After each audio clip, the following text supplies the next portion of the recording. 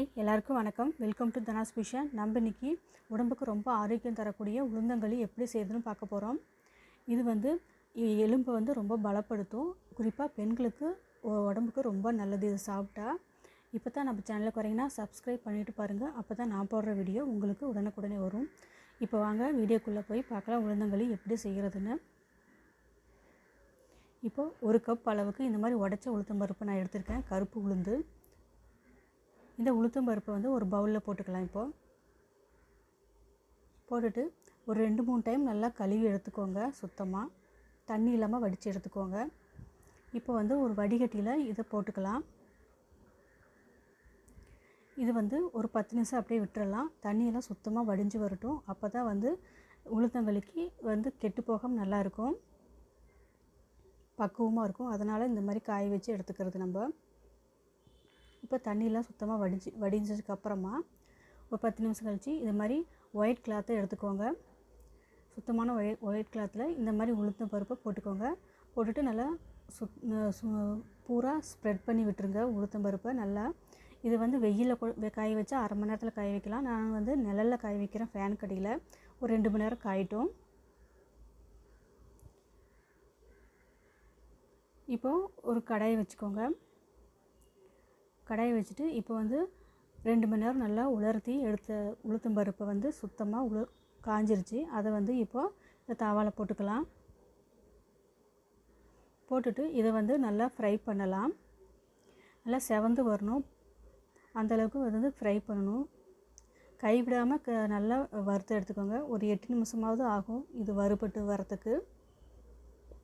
இந்த மாதிரி கைவிடாமல் நல்லா வறுத்துக்கோங்க. அப்போ தான் எல்லாமே நல்லா வறுபட்டு வரும். நல்லா செவந்து பொன்னிறமாக வரணும், வாசம் வரும். பாருங்கள், இப்போ ஓரளவுக்கு பாதி அளவுக்கு வறுத்து வந்திருக்குது, ஃப்ரை ஆகி. இன்னும் கொஞ்சம் பாதி வறுத்து வரட்டும். பாருங்கள், நல்லா வறுபட்டு வந்திருக்கு. இந்த மாதிரி நல்லா வறுபட்டு வரணும். இப்போ வறுத்த உளுத்தம்பருப்பை வந்து ஒரு பவுலில் ட்ரான்ஸ்ஃபர் பண்ணிடலாம். அது போட்டுட்டு அடுத்ததாக வந்து நம்ம அதே கடாயிலேயே அடுத்ததாக வந்து நம்ம உளுத்தம்பருப்பு எடுத்த அதே கப்லேயே வந்து பச்சரிசி இல்லைனா புழுங்கலரிசி எது வேணாலும் எடுத்துக்கோங்க. நான் வந்து புழுங்கலரிசி எடுத்திருக்கேன். இன்றைக்கி எடுத்த கப்லேயே 1/4 கப் அளவுக்கு புழுங்கலரிசி நான் இப்போ எடுத்திருக்கேன். பாருங்கள், பொன்னி புழுங்கலரிசி நான் எடுத்திருக்கேன். இப்போ இதை வந்து அதே பாத்திரத்தில் போட்டுட்டு நல்லா ஃப்ரை பண்ணலாம். நல்லா பொரிஞ்சு நல்லா வாசமும் வரும், அந்த அளவுக்கு வறுத்துக்கோங்க. இப்போ பாருங்கள், நல்லா பொரிஞ்சு வந்துக்கிட்டு இருக்குது, நல்லா மணமாக இருக்குது.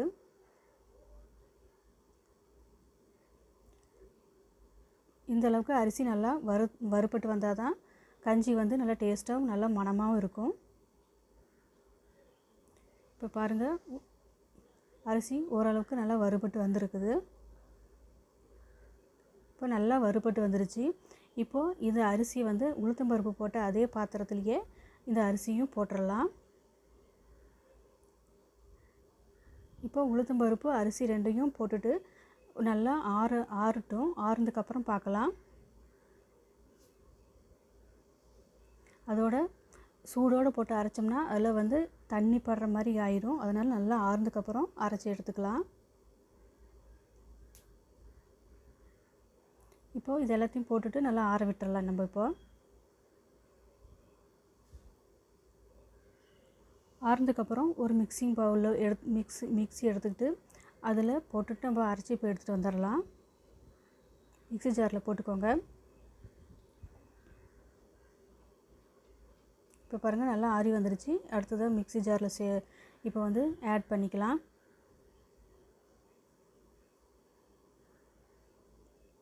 இப்போ மிக்ஸி ஜாரில் போட்டுட்டு நல்லா நைஸ் பேஸ்ட்டாக அரைச்சி எடுத்துகிட்டு வந்துடுங்க. நல்லா பவுடராக இருக்கணும், நைஸ் பவுடராக. கொரகொரப்பு இருக்கக்கூடாது. அப்படி கொரகொரப்பு இருக்கிற மாதிரி தெரிஞ்சால் அதை வந்து நீங்கள் ஜல்லடை வச்சு ரவை ஜல்லடையில் வந்து ஜலிச்சு எடுத்துக்கோங்க. பாருங்கள், இப்போ நான் நல்லா அரைச்சி எடுத்துகிட்டு வந்துட்டேன்.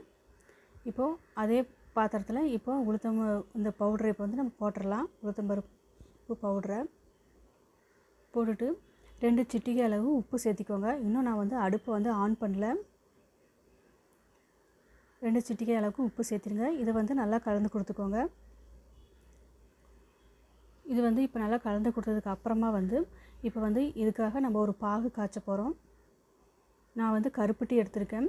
நம்ம எடுத்த எந்த பவுலில் எடுத்தோமோ அதே பவுல்லையே 1.5 கப் அளவுக்கு நான் கருப்பட்டி எடுத்திருக்கேன். நீங்கள் வெல்லமாக இருந்தால் 1 கப்பு ஃபுல்லாக எடுத்துக்கோங்க, அது கரெக்டாக இருக்கும்.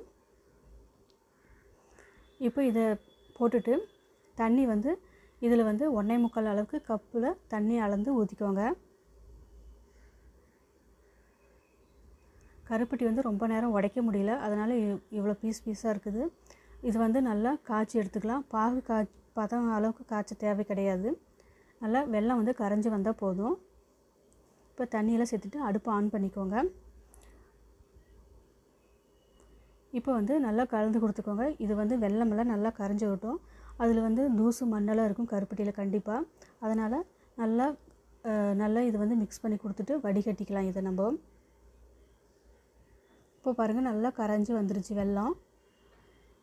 இப்போ வந்து நம்ம உளுத்தம்பருப்பு பவுடர்லேயே நல்லா ஃபில்டர் பண்ணிடுங்க.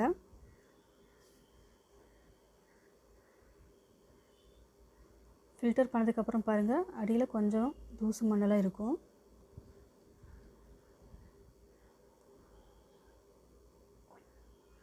அவ்வளோதான். இப்போ வந்து நம்ம வெல்லம் எல்லாம் சேர்த்தியாச்சு. இப்போ வந்து நல்லா கலந்து கொடுத்துக்கோங்க. இன்னும் நான் வந்து அடுப்பு ஆன் பண்ணல. இது கலந்து கொடுத்ததுக்கப்புறம் பார்க்கலாம். கட்டி இல்லாமல் நல்லா சுத்தமாக இது மாதிரி கலந்து கொடுத்துக்கோங்க கரண்டியால். இல்லைன்னா விஸ்க் இருந்தால் அதுலேயும் கலந்து கொடுத்துக்கோங்க.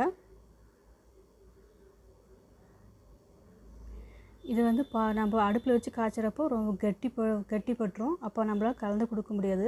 அதனால் இப்போவே நல்லா கலந்து கொடுத்துட்டோம்னா அப்புறம் அடுப்பு ஆன் பண்ணதுக்கப்புறம் இன்னும் கலந்து கொடுக்க நம்மளுக்கு ரொம்ப ஈஸியாக இருக்கும். அதனால் ஃபஸ்ட்டு இந்த மாதிரி வெல்லத்தை பால் காய்ச்சி ஊற்றிட வேண்டியது. இப்போ ரெடி ஆயிடுச்சு. இப்போ அடுப்பு ஆன் பண்ணிக்கோங்க. அடுப்பு ஆன் பண்ணிவிட்டு மீடியம் ஃப்ளேம்லேயே அடுப்பு வச்சுக்கோங்க. அப்பப்போ மீடியம் லோ இந்த மாதிரி வச்சுட்டு இந்த உளுத்தம்பருப்பு கஞ்சியை நம்ம செய்யலாம். இப்போ வந்து இதை வந்து நல்லா கலந்து கொடுத்துக்கோங்க. கைவிடாமல் கலந்து கொடுக்கணும். இப்போ வந்து எந்த கப்பில் எடுத்தோமோ அதே கப்பில் 3/4 கப் அளவுக்கு நான் நல்லெண்ணெய் எடுத்திருக்கேன். இப்போ வந்து கொஞ்சமாக எண்ணெய் விட்டுக்கலாம். ஸ்டார்டிங்கில்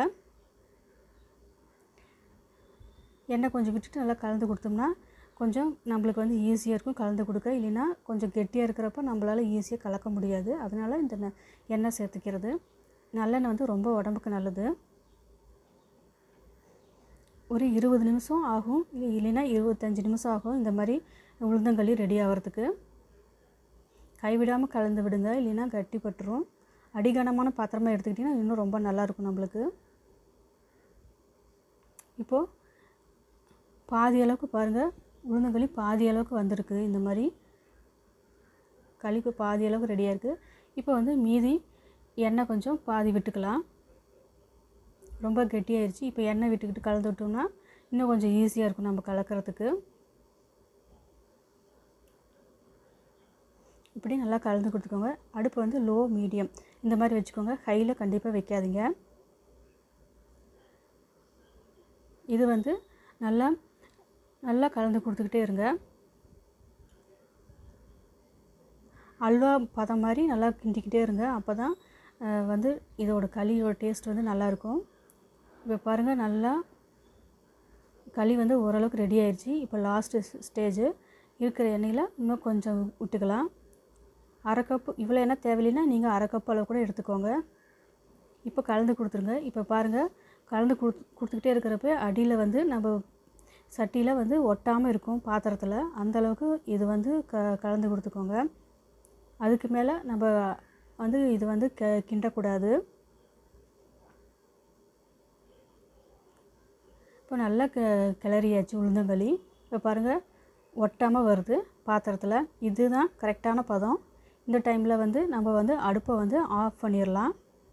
இதுக்கு மேலே கிண்டணும்னா வந்து ஜவ்வு மாதிரி இழுத்துக்கிட்டு வந்துடும். அப்புறம் வந்து களி வந்து நல்லா டேஸ்ட்டாகவே இருக்காது. இப்போ வந்து இது வெந்துருச்சான்னு பார்க்குறதுக்கு தண்ணியில் கை விட்டுட்டு இந்த மாதிரி அழுத்தி எடுத்து பாருங்கள். கையில் கொஞ்சம் கூட ஒட்டலை. இதுதான் கரெக்டான ஸ்டேஜு. இப்போ வந்து அடுப்பை ஆஃப் பண்ணிவிட்டு இப்போ வந்து இதே பாத்திரத்தில் இருந்தால் அது வந்து இன்னும் வந்து ரொம்ப கெட்டியாயிரும். அதனால் இதை வந்து வேற ஒரு பாத்திரத்தில் நம்ம இப்போ இதை எடுத்து வச்சுருங்க. அவ்வளோதான், சூப்பரான உளுந்தங்களி, ஹெல்த்தியான உளுந்தங்களி நம்மளுக்கு இப்போ ரெடி ஆயிடுச்சு.